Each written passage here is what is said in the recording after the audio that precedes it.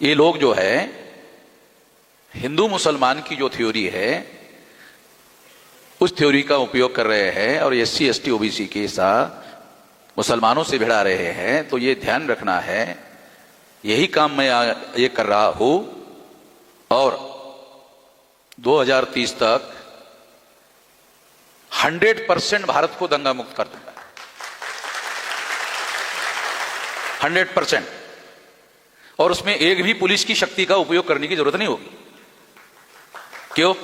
क्योंकि जो SC ST OBC के लोगों का मुसलमानों के खिलाफ में फसाद में इस्तेमाल किया जाता है, जब मैं उनको जगह दूंगा तो कोई कुत्ता भी उनके फसाद में शामिल होने के लिए राजी नहीं होगा, तो दंगा मुक्त हो जाएगा।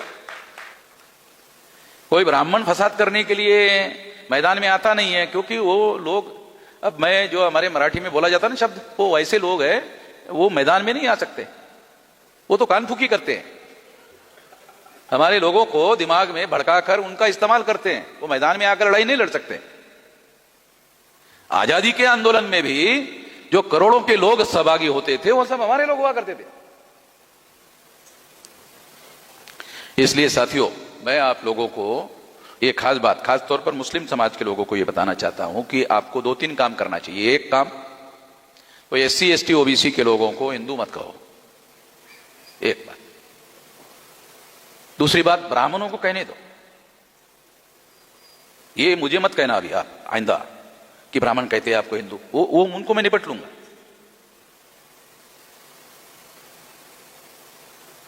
तो इसलिए ये एक काम करो कि एससी एसटी ओबीसी को हिंदू मत कहना। तो कुछ लोग पूछते क्या कहे, तो जो संविधान उनको कहता है वो कहो। उनको एससी एसटी ओबीसी संविधान ने नाम दिया, तो तुम भी एससी एसटी ओबीसी कहो, क्या दिक्कत है? जब संविधान उनको एससी एसटी ओबीसी कह रहा है तो आपको उनको एससी एसटी ओबीसी कहने के लिए क्या दिक्कत है? ये दूसरी बात आपको करना चाहिए। तीसरी बात क्या करना चाहिए कि हमें खास तौर पर मुस्लिम समाज के जो लोग हैं और जो पढ़े लिखे लोग हैं उनको चाहिए कि जो हजारों सालों के मजलूम लोग हैं, एससी एसटी ओबीसी के लोग हैं, ब्राह्मण धर्म के अनुसार उनको मजलूम बनाया गया है, तो उनको मजलूम बनाया गया है। और मुसलमान 15 अगस्त 47 से मजलूम है। मुसलमान बहुत लंबे देर से मजलूम नहीं है। 15 अगस्त तक तो मुसलमान हुक्मरान था। पता नहीं आप लोगों को जानकारी है कि नहीं? 15 अगस्त तक तो मुसलमान भारत में कई ऐसे प्रोविंस थे जहां मुसलमानों के राजा महाराजा भी थे, मुख्यमंत्री भी थे, चुनाव में जीत कर आए, उन्होंने गवर्नमेंट बनाई थी। तो इसलिए मैं मुस्लिम्स लोगों को खास तौर पर यह कहना चाहता हूं कि आप लोग अभी 15 अगस्त के बाद, मतलब 16 अगस्त से आप लोगों को भी मजलूम बना दिया गया है।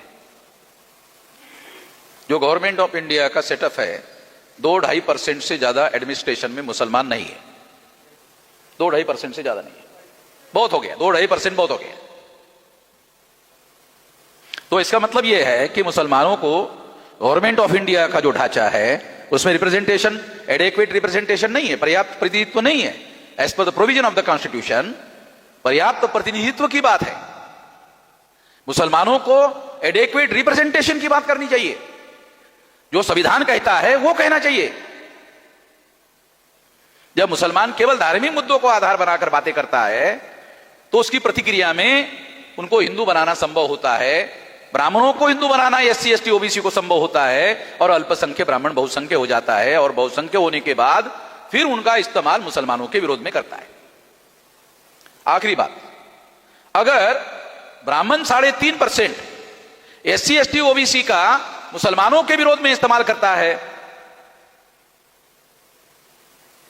तो मुसलमानों को भी थोड़ा सोचना चाहिए कि हम भी एससी एसटी ओबीसी का ब्राह्मणों के खिलाफ इस्तेमाल करते हैं।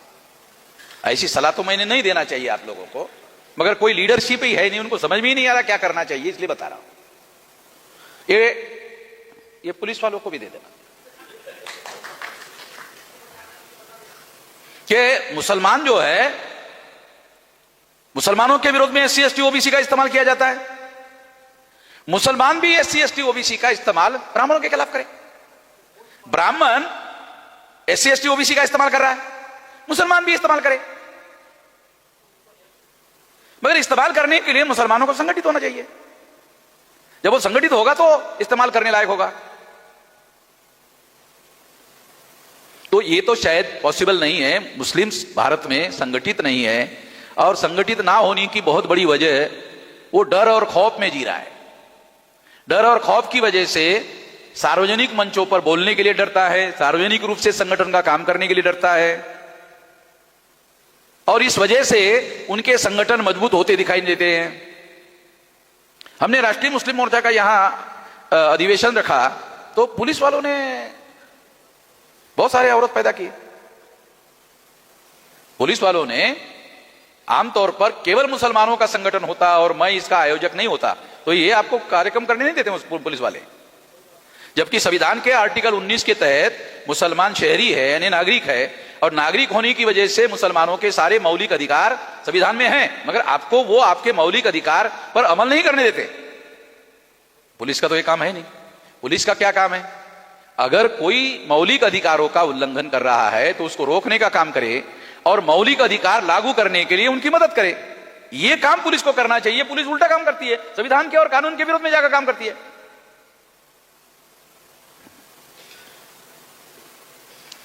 तो ये एक बात है और सारे देश भर में हो रहा है। तो इसलिए हम लोगों ने ये प्लान बनाया कि मुस्लिम्स लोगों का जो सारे देश भर में संगठन है वो हम लोग बामसेफ के द्वारा बनाएंगे तो कोई रुकावट नहीं होगी, और उसके लिए पुलिस से लड़ना भिड़ना और कानून से लड़ना भिड़ना और कोर्ट और कचहरी के लिए घूमना और हाई कोर्ट सुप्रीम कोर्ट में जाना ये मेरा काम है, ये मुसलमानों का काम नहीं है, मैं देख लूंगा। इससे क्या होगा? हिंदू मुसलमान की लड़ाई खत्म हो जाएगी। ये जो मैं कह रहा हूं इससे क्या होगा? इससे हिंदू मुसलमान की लड़ाई खत्म हो जाएगी और हिंदू की लड़ाई शुरू हो जाएगी। यही मैं चाहता। इतना खुलकर तो कोई नहीं बोल सकता। हाँ, ये तो पुलिस वाले है ही नहीं यार।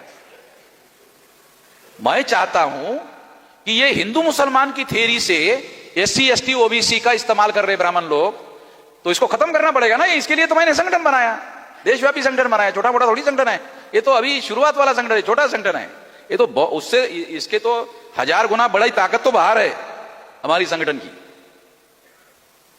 हमारा तो लक्ष्य 2030 तक हम लोग इस देश को ही आजाद करने के लायक हो जाएंगे,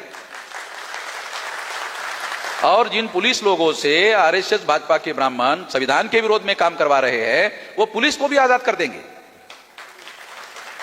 वो संविधान के विरोध से काम ले रहे उनसे, कानून के विरोध में काम ले रहे, तो हम उनको बोलेंगे भाई कानून से काम करो, आपको हमारा प्रोटेक्शन रहेगा, कानून के दायरे में रहकर काम करो, बस उतना ही करो। बाबा साहब अंबेडकर ने जब इक्वलिटी बिफोर लॉ का कानून लागू कर दिया तो जो भारत में नहीं था वो लागू कर दिया, तो वही हम चाहते हैं लागू हो, पुलिस वाले लागू करें। तो मैं आप लोगों को इसके लिए क्या करना पड़ेगा? इसके लिए हिंदू मुसलमान की थ्योरी खत्म करनी पड़ेगी, और जिसे ब्राह्मण हिंदू कहता है वो लोगों को आपस में लड़ना पड़ेगा। ज्योतिराव फुले ने यही लड़ाई शुरू की थी। ज्योतिराव फुले की लड़ाई हिंदू मुसलमान के थ्योरी पर खड़ी नहीं थी, शूद्र ब्राह्मण की लड़ाई थी। तो वो लड़ाई हम चला रहे हैं। मैं कोई नई बात नहीं कह रहा हूं। ज्योतिराव फुले ने जो लड़ाई शुरू की थी उसी की वजह से तो हम लोगों को अधिकार मिले, उसी की वजह से संविधान में हमको अधिकार मिले, उसी की आधार पर संविधान लिखा गया, उसी की वजह से हम लोगों को अधिकार मिले। कितने लोगों को इक्वलिटी बिफोर लॉ जो है समझ में आता है? ये तो सारा ज्योतिराव फुले का जो आंदोलन चला उसको बाबा साहब अंबेडकर ने सारे देश भर में फैलाया, इस वजह से तो लागू हुआ। तो इसलिए साथियों हम लोग अपना भारत का जो संविधान है वो संविधान लागू करने के लिए अगर हिंदू और हिंदू की लड़ाई शुरू करनी पड़ेगी तो उसमें क्या करना पड़ेगा? हिंदू और हिंदू की लड़ाई का मतलब होगा SC ST OBC Kunbi Maratha versus ब्राह्मण। ये है हिंदू की लड़ाई। SC ST OBC Kunbi Maratha एक साइड 3.5% ब्राह्मण। ये तो कागज में भी लड़ाई लड़ने के लायक नहीं है। वास्तव में छोड़ो, कागज में भी लड़ाई लड़ने के लायक नहीं है। लड़ाई लड़ने का एक तो दिमाग में लड़ाई लड़ना पड़ता है, दूसरी जमीन में लड़ाई लड़ना पड़ता है। तो जो दिमाग में जीतता है वही जमीन पर जीतता है, जो दिमाग में नहीं जीत सकता वो जमीन पर नहीं जीत सकता। तो पहले लड़ाई को दिमाग में जीतना पड़ता है और दिमाग में जीती हुई बात को जमीन पर उतारना पड़ता है, तब कामयाबी मिलती है। बहुत बार सारे इंसान बराबर है इसको सिद्ध करने के लिए और अमल करने के लिए दुनिया में खून खराबा हुआ है, उसके बाद में सारे इंसान बराबर माना गया, ऐसे नहीं माना गया। वो जो लोग हैं जो ऐसा मानते थे कि सारे इंसान बराबर नहीं है, उन्होंने खून खराबा उनकी वजह से हुआ और फिर खून खराबा होने के बाद उन्होंने इस बात को स्वीकार किया।